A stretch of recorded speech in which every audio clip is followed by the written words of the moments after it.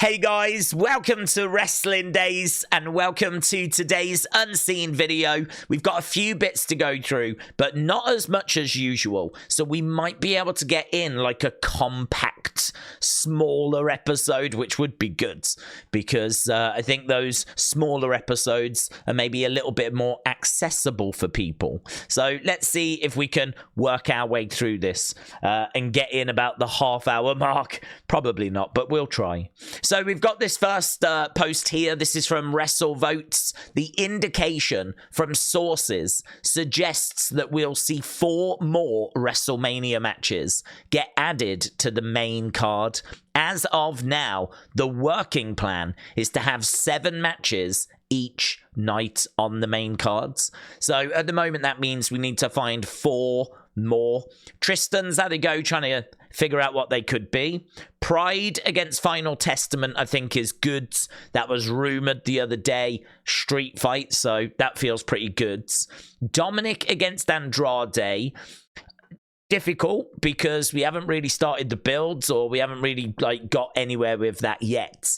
We've just had them backstage a couple of times. Andrade thinking about coming into Judgment Day. It's hard to know if that's gonna pay off at WrestleMania or if it's just going to be something that kind of plays off on Raw. You know, it might not actually get to the WrestleMania stage.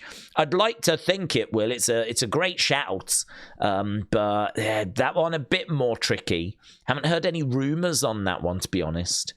Bianca and Naomi against Kairi and Dakota. Obviously, that would be Kairi and Asuka, but we don't know what's happening with Asuka, and we really don't know what's happening with Asuka. We haven't heard anything at all. Bianca and Jade is what I've always thought we were going to do. We haven't had Jade really get involved yet. There was a backstage comment she made a few weeks ago and a few online comments as well. So Bianca Jade, I think, would be interesting. It could be Bianca and Naomi. But if it's not going to be Bianca and Naomi, what do we do with Naomi? Could we find something else for her to do? Can we find something for Tiffany to do? Tiffany would feel like a real shame to leave off the card. It wouldn't matter. She's brand new. We can leave her off, but I don't know. We've got 2 days. Can we not find a spot for her anywhere? Could we not do a women's battle royal? Maybe get Naomi and Tiffany and a load of other women into a battle royal. At least then we would get to showcase some people and showcase some moments. So maybe there's potential for a women's battle royal. There were rumors that we may get WrestleMania showcase matches. So do you remember last year where we had the 4 tag teams and that just got a load of people into matches? I wasn't a big fan of those. I wouldn't really look to go back to those, but there were rumors that they were thinking of those. So there is some potential there as well. As well as that, we've also got, obviously, LWO, Legado del Fantasma. They've been feuding for a while. It could be Rey against Santos Escobar. That could easily be a match at WrestleMania as well. So there's loads. I mean, actually, if you sit down and go through it, we could have Andre the Giant Memorial Battle Royal. That could be one of them. So yeah, apparently 4 more matches, lots of contenders as to who could be in those spots. We're just going to have to wait and see.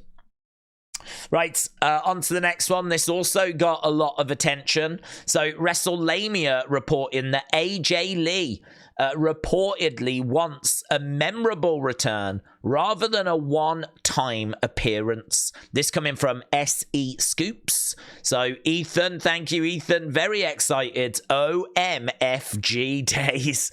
So Ethan, very excited. I share Ethan's excitement. I think this is brilliant news. I'm a big fan of AJ Lee. I'll take whatever I can get. I just wanted her back. So if it's going to be a case she's going to come back and give us a bit more than just a one-off appearance, well, that's great, isn't it? That's great. So we'll have to see how this plays out. Right, we'll have to whoosh this one in. So this was an interview with Dakota. I don't know where this was done. I think it was done on like a radio station or something. But she says, I am grateful to Bayley, right? She allowed me to come back to the company.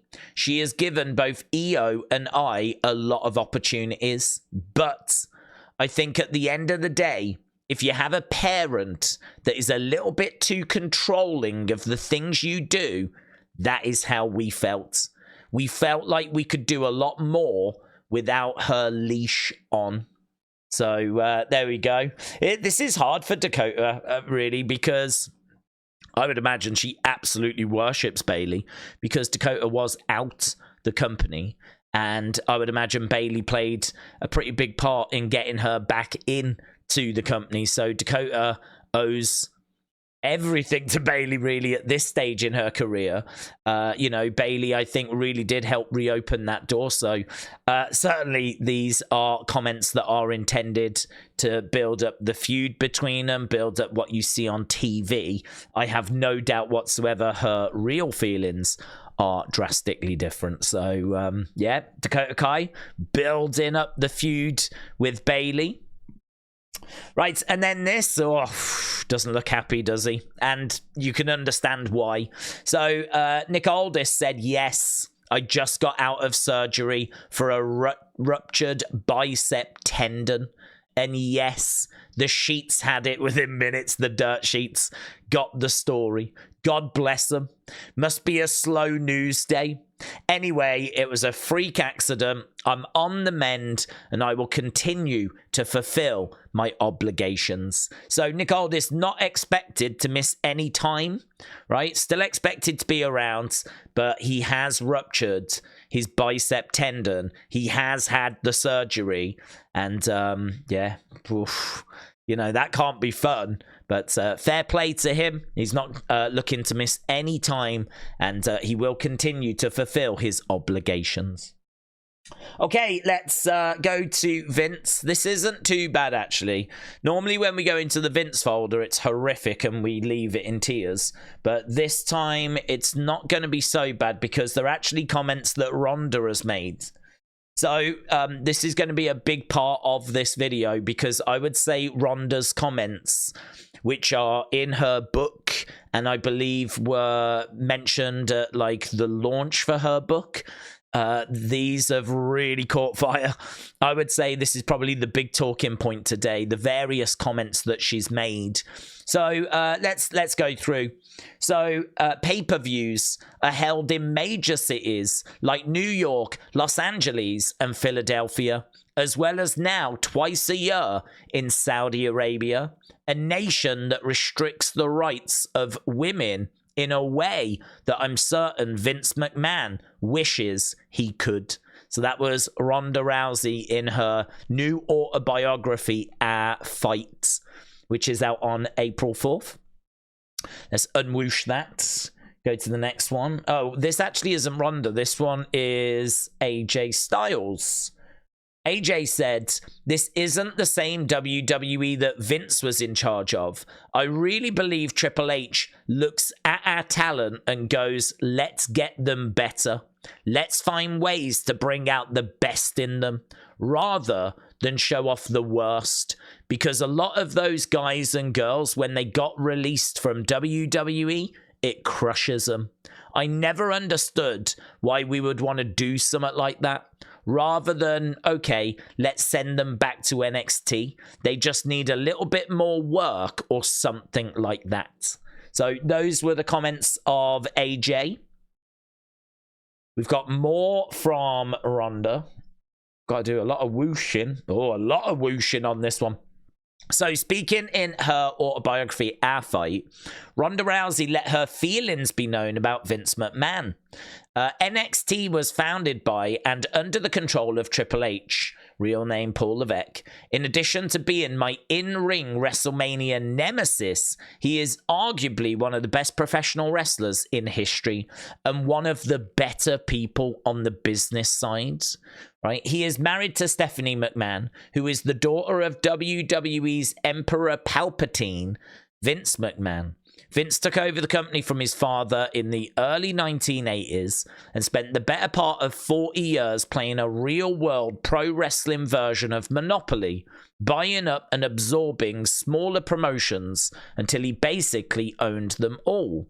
It's hard sometimes to know where the evil, unethical, slimeball character of Vince McMahon played out for the cameras ends, and the actual, questionably ethical, many times sued, and multiple times accused of sexual misconduct Vince McMahon begins.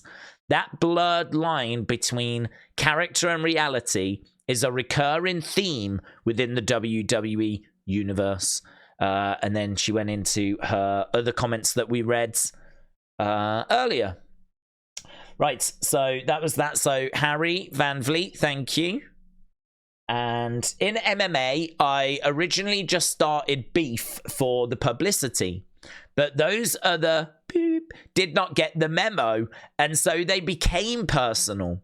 And in WWE, it's all fake. I love them, except for Bruce Pritchard and John Laurinaitis. They can go F themselves. That's real.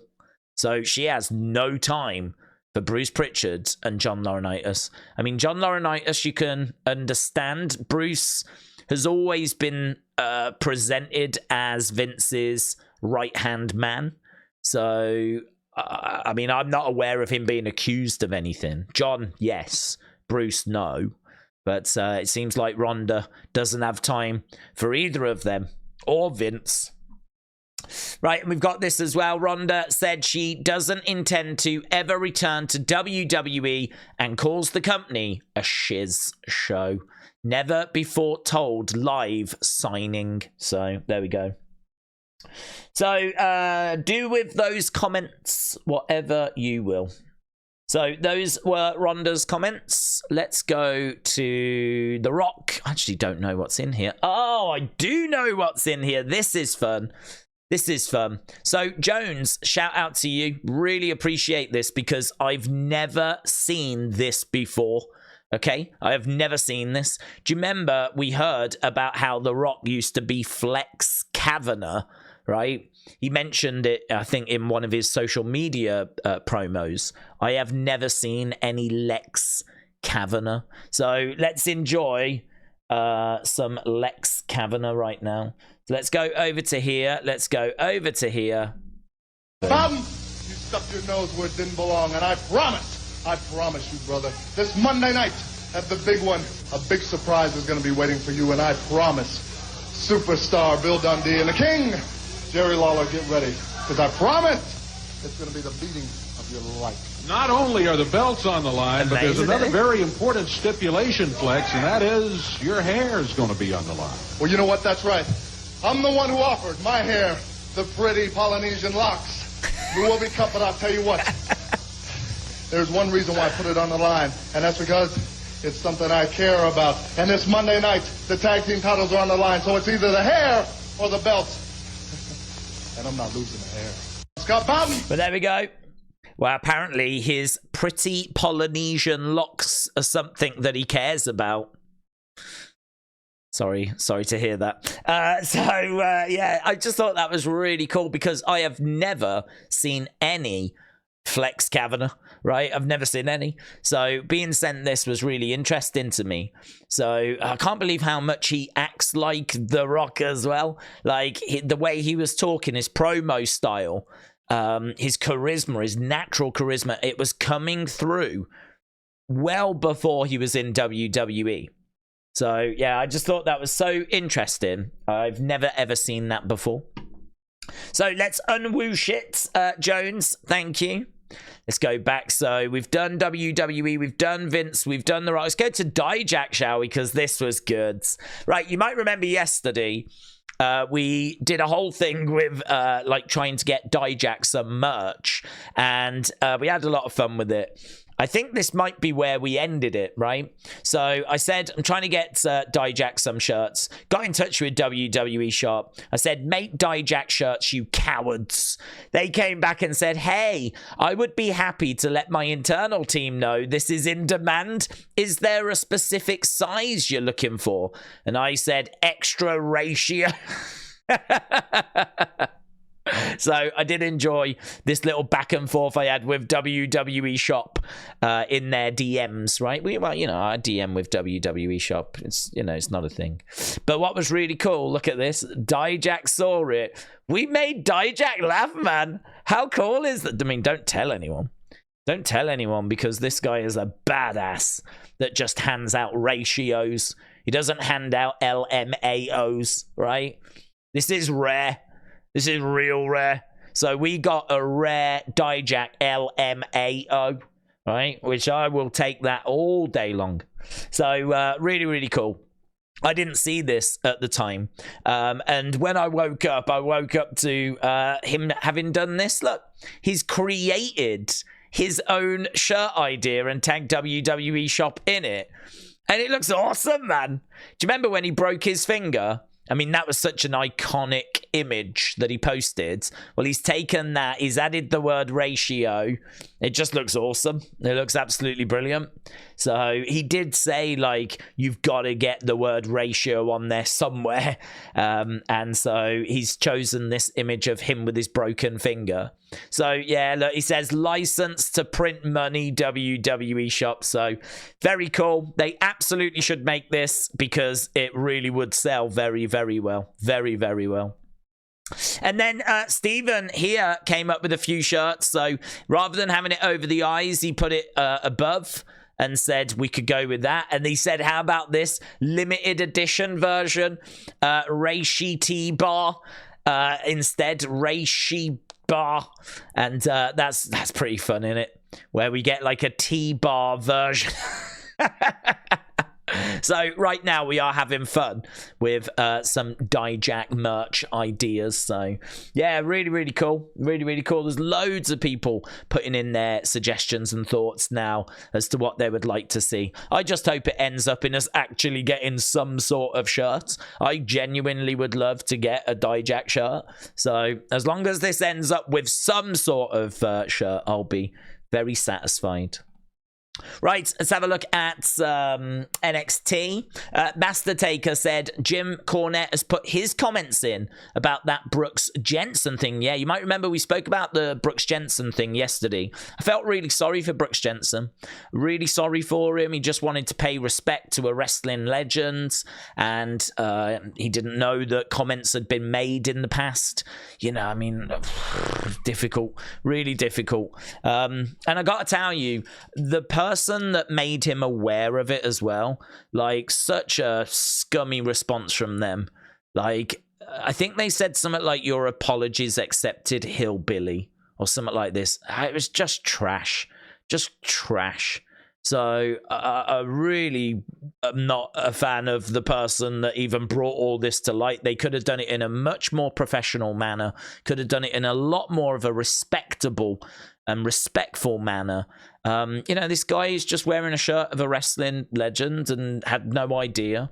And I thought came back with a very, very mature response. Very, very mature, to apologize and say that he doesn't stand with racism, doesn't stand with like hate speech or anything like that. He had no idea until after he'd wore the shirt, and he apologized to anyone that had been offended. So as I said, that's it, done. We move forward, right? But unfortunately, like with a lot of things we talk about, I bring this to your attention, or I present this to you, because there's normally like a big conversation around it. There's normally a big discourse around it.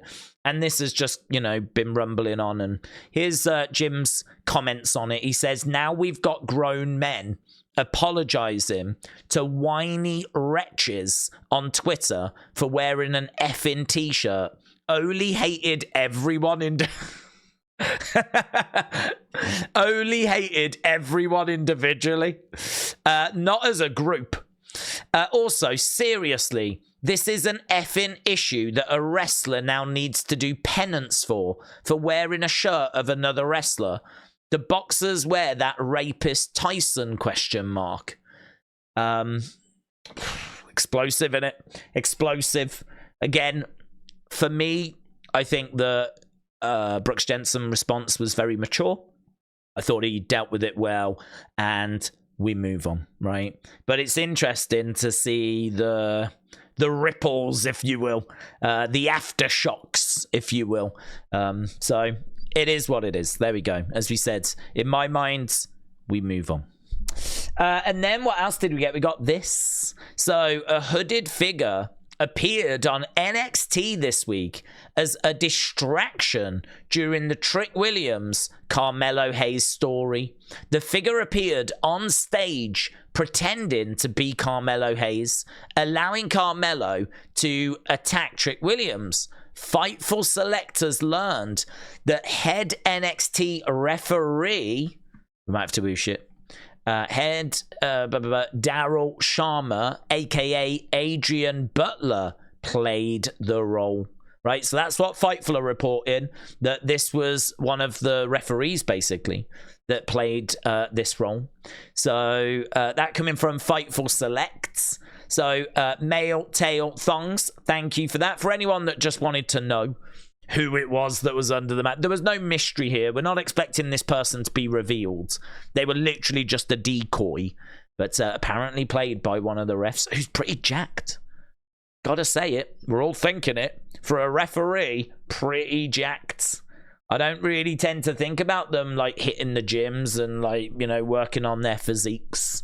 I don't know why. I just never really considered it or thought about it, but... right, Harry said a cheeky insight into what the packages look like. So Lasher said, on location, VIP merch pack has arrived. 9 more days till 2 weeks of madness. So it seems like you get some sort of... So here, look, you can see you get the hat. You get like a see-through bag. Can we see what the... This thing, it's like a badge. It says, I was there, Wrestlemania X. It's the logo, basically. That's the back of the cap as well. So that is, you can see the badge there.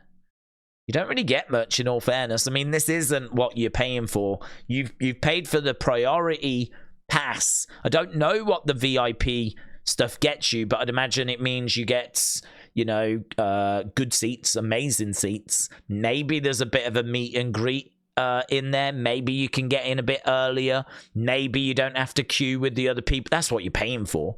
That's what you're paying. You're not really paying for these extra bits. But yeah, that's apparently what you get. Not loads, is it really? Considering I'd imagine this was thousands. But either way, going to WrestleMania, you can't really complain about that. Did we miss some? Oh, yeah, we missed this. So Becky said she signed all of these in one day. So there we go. Becky being busy as always, signing all of those books. So did we do The Rock? Yeah, we did The Rock. We did Dijak. We did NXT.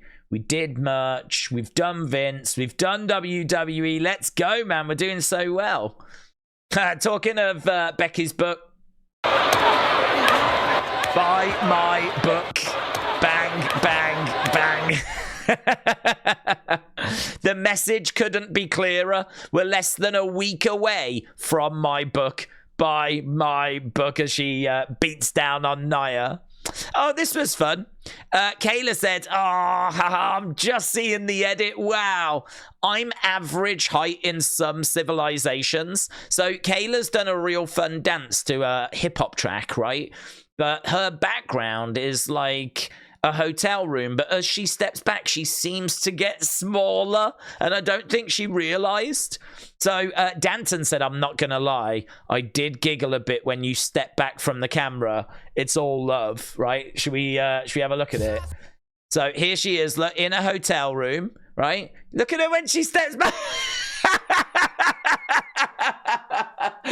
Tiny, little tiny Kayla Braxton. Look at her. Oh my God. She might go up the vacuum. Look at her, man. Oh. Oh, look at her. She's like a 2-year-old. She's like a 2-year-old that's like had too much sugar. Oh, bless her. But she did say, I'm only just seeing this edit. Oh, bless. Oh, no. I really don't think that's what she was going for. That's not the look she was going for, man. Ah, it did make me laugh. It did make me laugh. Oh, and I just love how oblivious she is to it as well. She's just dancing away. It's great dance. Hey, living her best life. Nothing but love for Kayla Braxton. And, but it did make me laugh. Look.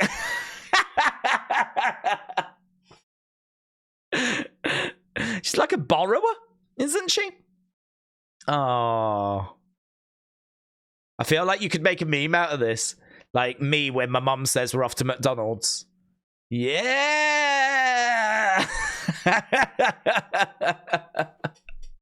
Very good. Very, very good. Look at this. Why is she not happy? I mean, what I will say is I think they're just having a bit of fun, right? So we're not going to go in hard or anything. Why is she not looking happy? R-Truth wins the match, and the only person that isn't happy is Ref Bay, Daff. Is she turning heel, question mark, right? And she responded, what am I supposed to do? Cheer with them.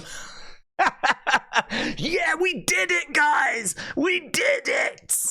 LMAO, a straight, focused face means I'm not happy, apparently. I'm working, dang. So I thought that was a very fun response. It is true. What is she meant to do? She's calling it down the middle. She's being professional. It's not about her. But so she's keeping it very serious. Love to see that. Yeah. Don't want to see her celebrating with the winning team. Yeah, I did catch my attention, that one. This caught my attention as well. This was actually from a few days ago, but I never saw it. So here, look. She finds some flowers, takes them. Hey, Shayna. I got you a gift. Stop! She don't appreciate it, man. Can I tell you something about this? She don't appreciate it. Mickey. Did he tell you to do this? I did it myself. Because I knew it would piss you off. Flowers too. No, listen. Do you know what, though? If you go in here and just scrub back a little bit, I think, is that Ivy Nile? We're inside the women's locker room, guys. Yeah? I know. Don't tell anyone. We're getting a glimpse inside. I don't know who this is over here, right? I mean, it can't be Carmella, but I get a bit of Carmella vibe. Maybe Chelsea Green sort of vibe. That I'm sure I heard was Indy Hartwell. That sounded like Indy Hartwell. That looks to me like Ivy sat on the floor. And yeah, I do love how she comes over, gives her flowers. I just don't know that Shayna Baszler's that kind of girl, man. She's not that kind of girl. She's the kind of girl that wants to rip your head off. I don't know that she's really grateful for flowers. But it did make me laugh. That fun little moment between those two. Right, let's go to other, shall we? Oh, I thought we might make it half an hour. It's been 28 minutes. Yeah, look, John Cena posted this. Mitchell, thank you. So, obviously, Kenny had nice words for John, and John has responded with this here. So, yeah, very cool. Wow, and I'm going to be honest here. Harry, thank you. I had no idea, and I still don't know, actually, that this was an official graphic for WrestleMania 6. I have never seen this graphic before from WrestleMania 6. I don't know where this has come from. I have never seen this. And actually, if it turned out that both of these are brand new and have been made, I wouldn't be massively surprised. But I think this King Graphics, right, is going through old, iconic posters and doing, like, remakes for WrestleMania 40. So that would imply to me or indicate that he's gone back and found this amazing WrestleMania 6 graphic that I have never seen before. Hogan ripping the shirt, but it looking like the Warrior's face paint and everything. Amazing. And especially if you think this is, what, 1990? Wow, so good. So good. And he's redone it with Cody and Roman. This one isn't quite hitting the same for me, to be perfectly honest. It sort of feels a bit freaky. It sort of feels like Cody's exposing the fact that he's got like some weird face on his chest, you know? So it's not kind of working for me on this one. I have seen King Graphics do some excellent remakes though, and still the quality of this one is fantastic. Really good. I've seen him do, like, I think WrestleMania 18 and a few other posters. So if you want to check them out, go and check them out. But yeah, the reason I want to show you this is not only is King Graphics doing some amazing work, but I have never seen that WrestleMania 6 poster before. Amazing. Oh my God. Oh my God. Let's watch this. So here, look, against the ropes, picks him up.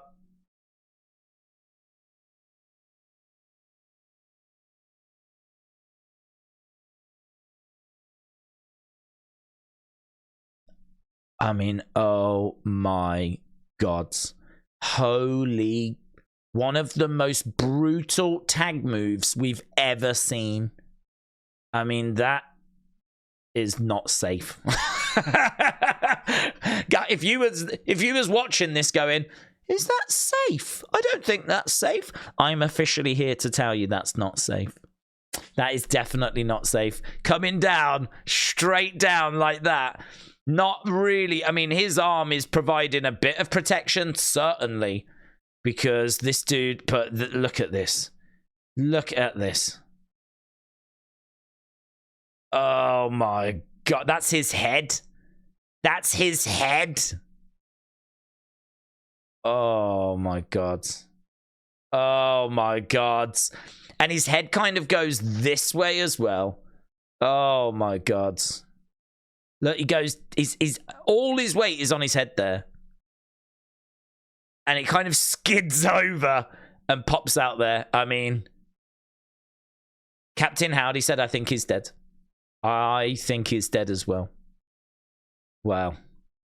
I've never seen that before. I don't know what show this is from. It might be like a Superstars or Wrestling Challenge. Might even have been a Raw, but I've never seen that spot before. I've never seen this moment. Incredible.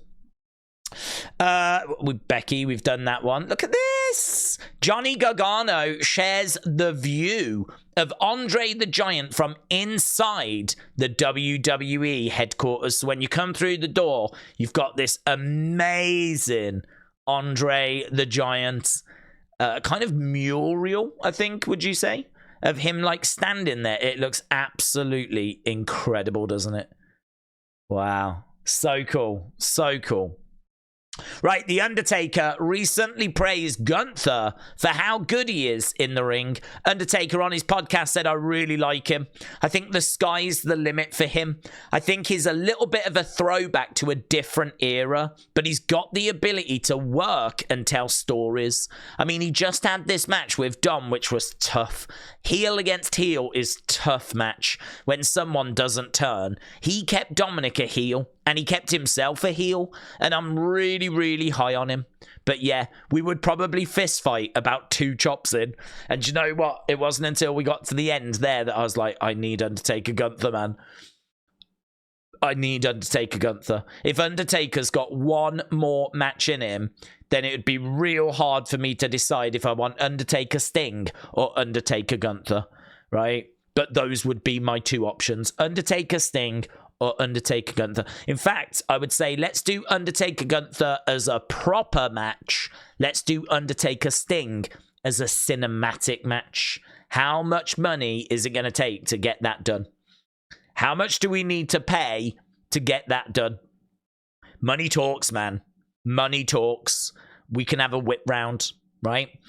So Undertaker Gunther, oh my God, imagine that match. Imagine how amazing that match would be. Gunther just brings out the best in everyone. He just keeps having bangers. He'll bring out whatever is left in The Undertaker. And then we'll do a cinematic match of Undertaker Sting. Oh, we won't get it, will we? Talking of Undertaker, look, Alan Cheapshot said, look, this is the 1981 Wall Trip High School Junior Varsity Basketball Team. And there is the Undertaker. This awful arrow. Awful. But that's the Undertaker there, 1981. Amazing. Look at this.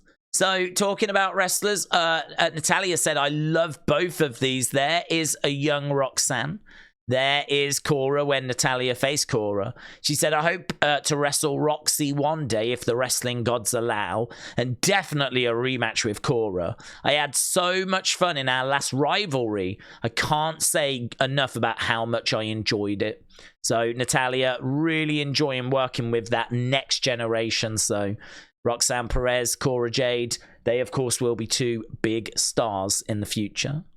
A lot of excitement as CM Punk continues to come back from injury. No brace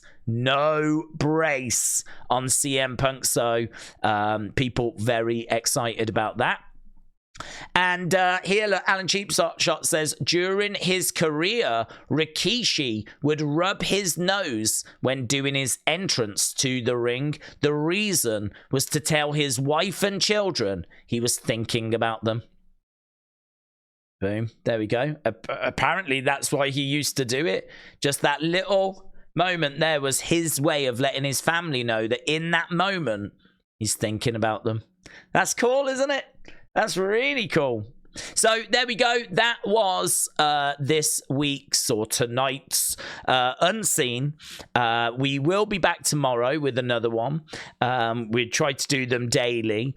Hope that you got a few bits from here. There was a few interesting things. As we said, a little bit more news about WrestleMania. AJ Lee expected to be returning. The Ronda Rousey stuff was pretty big stuff as well. That Kayla Braxton thing, I absolutely loved that. That really made me laugh. So a few good things in this one. And it's clocked in at not a bad time as well, actually. So thanks a lot for watching. Really appreciate the support as always. And hopefully I will see you again next time. Bye for now.